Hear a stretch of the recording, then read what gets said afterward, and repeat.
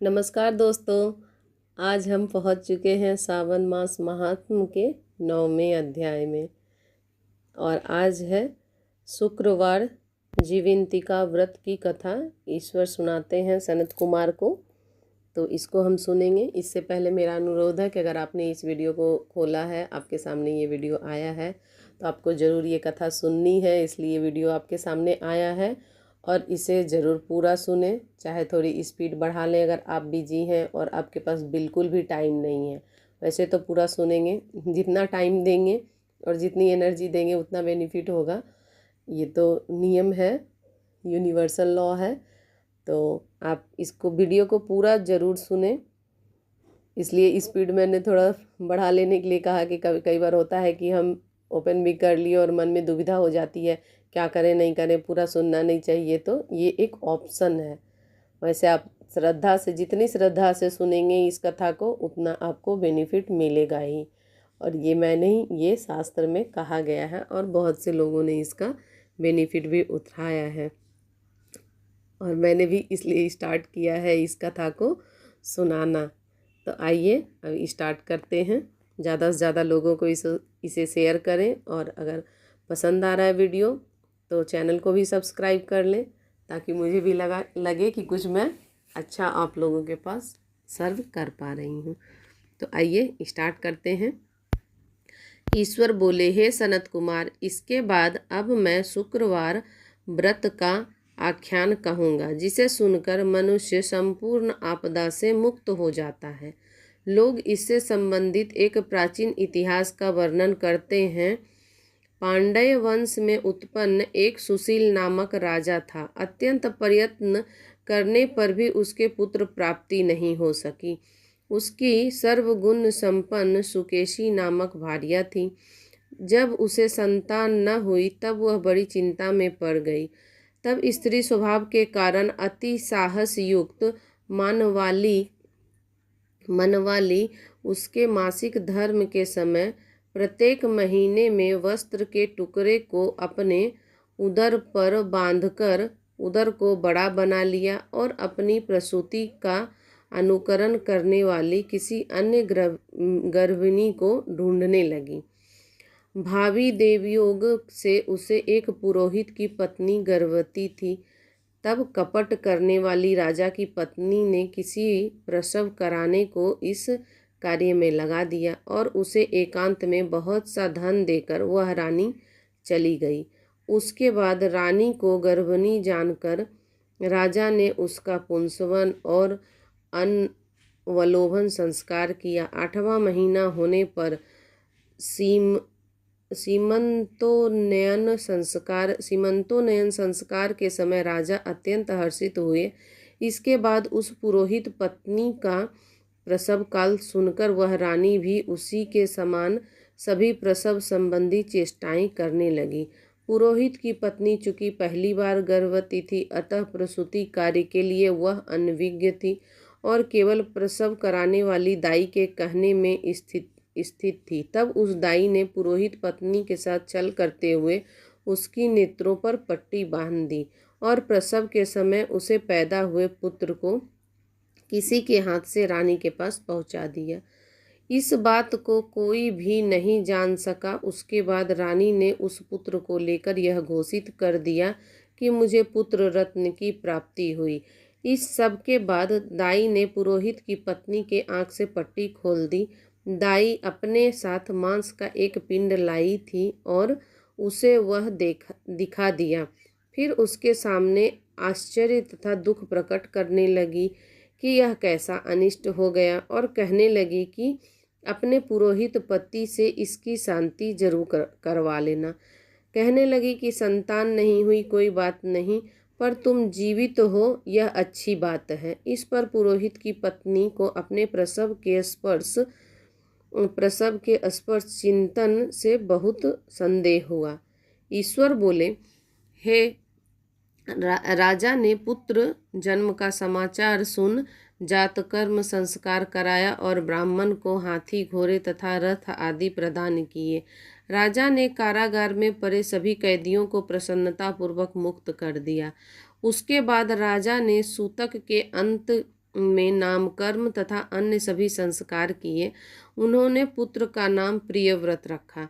हे सनत कुमार, श्रावण मास में के आने पर पुरोहित की पत्नी ने शुक्रवार के दिन भक्तिपूर्वक देवी जीवंतिका का पूजन किया।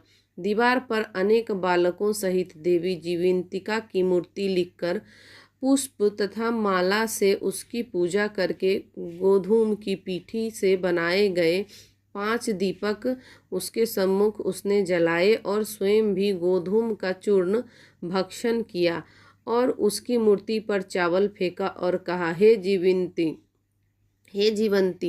हे करुणावर्णे, जहाँ भी मेरा पुत्र विद्यमान हो आप उसकी रक्षा करना। यह प्रार्थना करके उसने कथा सुनकर यथाविधि नमस्कार किया तथा जीवंतिका की कृपा से वह बालक दीर्घायु हो गया और वे देवी उसकी माता की श्रद्धा भक्ति के कारण दिन रात उस बालक की रक्षा करने लगी। इस प्रकार कुछ समय बीतने पर राजा की मृत्यु हो गई। तब भक्त उनके पुत्र ने उनकी पारलौकिक क्रिया संपन्न की। इसके बाद बाद मंत्रियों तथा पुरोहितों ने प्रियव्रत को राज्य पर अभिषिक्त किया। तब कुछ वर्षों तक प्रजा का पालन करने तथा राज्य भोगकर वह पितरों के ऋण से मुक्ति करने के लिए गया जाने की तैयारी करने लगा।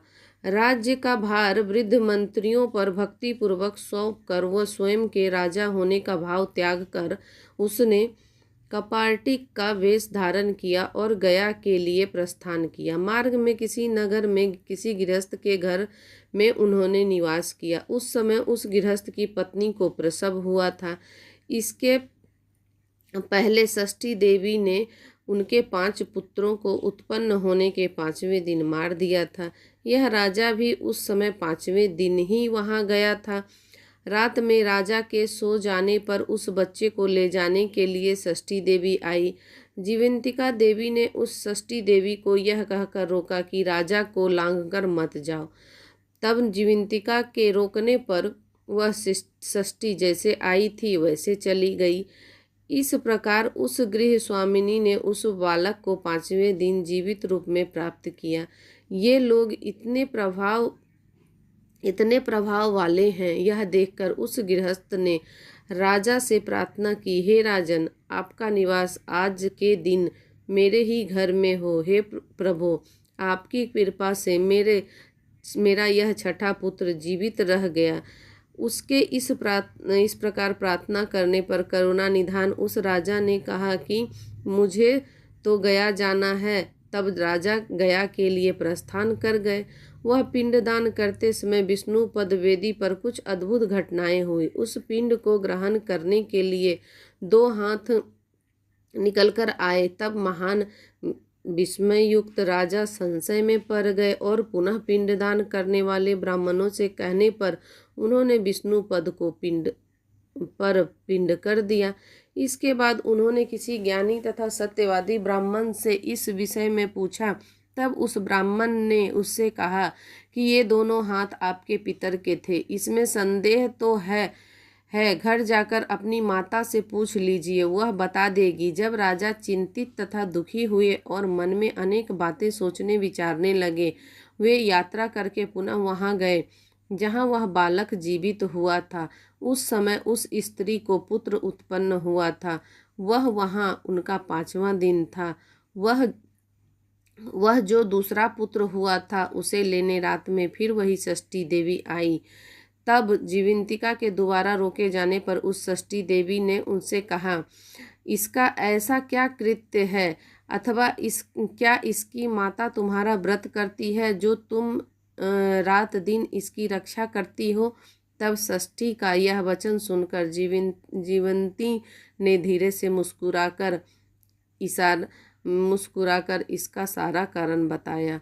उस समय राजा शयन का बहाना बनाकर वास्तविकता जानने के लिए जाग रहा था। अतः उन्होंने जीवंती और षष्ठी दोनों की बातचीत सुन ली। जीवंती ने कहा, हे षष्ठी, श्रावण मास में शुक्रवार को इसकी माता मेरी पूजन में रत रहती है और व्रत के संयम नियम का पालन करती है।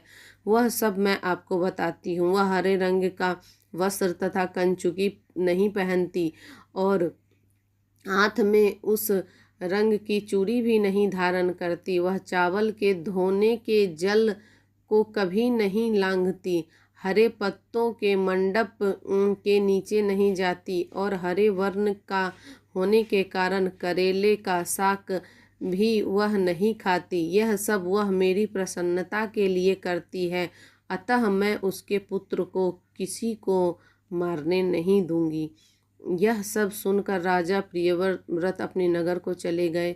उनके देश के सभी नागरिक स्वागत के लिए आए। तब राजा ने अपनी माता से पूछा, हे माता, क्या तुम जीवंतिका देवी का व्रत करती हो? इस पर उसने कहा, मैं तो इस व्रत को जानती भी नहीं।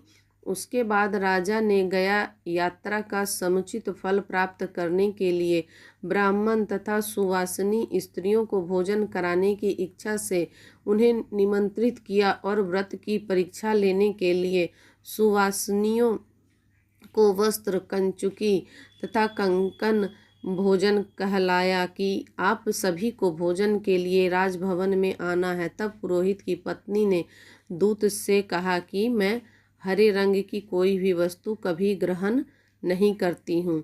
राजा के पास आकर दूत ने उनके द्वारा कही गई बात बता दी। तब राजा ने उसके लिए भी रक्त वर्ण के शुभ परिधान भेजे। वह सब धारण करके वह पुरोहित पत्नी भी राजभवन में आई। राजभवन में पूर्वी द्वार पर चावलों के धोने का जल पड़ा देखकर वह वहाँ हरे रंग का मंडप देखकर वह दूसरे द्वार पर गई। तब राजा ने पुरोहित की पत्नी को प्रणाम करके इस नियम का संपूर्ण कारण पूछा। इस पर उसने इसका कारण शुक्रवार का व्रत बताया। उस प्रिय व्रत को देखकर उसके दोनों स्तनों में से बहुत दूध निकलने लगा। दोनों वक्षस्थलों से राजा को दुग्ध की धाराओं से पूर्ण रूप से सिंचित कर दिया। तब गया में विष्णुपदी पर निकले दोनों हाथों जीवंतिका तथा षष्ठी दोनों देवियों के वार्तालाप तथा पुरोहित पत्नी की स्तनों से दूध निकलने के द्वारा राजा को विश्वास हो गया कि मैं इसी का पुत्र हूँ। उसके बाद पालन पोषण करने वाली माता के पास जाकर विनम्रता पूर्वक उन्होंने कहा, हे माता, डरो मत, मेरे जन्म का वृतांत सत्य सत्य बता दो। यह सुनकर सुंदर केशों वाली रानी ने सब कुछ सच सच बता दिया। तब प्रसन्न होकर उन्होंने जन्म देने वाली अपने माता को नमस्कार किया और संपत्ति से वृद्धि को प्राप्त कराया। वे दोनों भी परम आनंदित हुए। एक दिन राजा प्रियव्रत ने रात में देवी जीवंती से प्रार्थना की कि हे जीवंती, मेरे पिता तो ये हैं, फिर गया में वे दोनों हाथ कैसे निकल आए थे? तब देवी ने स्वप्न में आकर संशय का नाश करने वाले वाक्य कहा, हे प्रियव्रत, मैंने तुम्हें विश्वास दिलाने के लिए यह माया की थी, इसमें संदेह नहीं। हे सनत कुमार, यह सब मैंने आपको बता दिया। श्रावण मास में शुक्रवार के दिन इस व्रत का अनुष्ठान करके मनुष्य सभी मनोरथों को प्राप्त कर लेता है। इस प्रकार श्री स्कंद पुराण के अंतर्गत ईश्वर सनत कुमार संवाद में श्रावण मास महात्म्य में शुक्रवार जीवंतिका व्रत कथन नामक 9वां अध्याय पूर्ण हुआ। हर हर महादेव, हर हर महादेव, हर हर महादेव। अब कल 10वां अध्याय में मिलेंगे। वीडियो को ज़्यादा से ज़्यादा लोगों को शेयर कीजिए, चैनल सब्सक्राइब कर लीजिए और लाइक बटन ज़रूर कीजिए ताकि दूसरे तक ये वीडियो जा पाए। नमस्कार।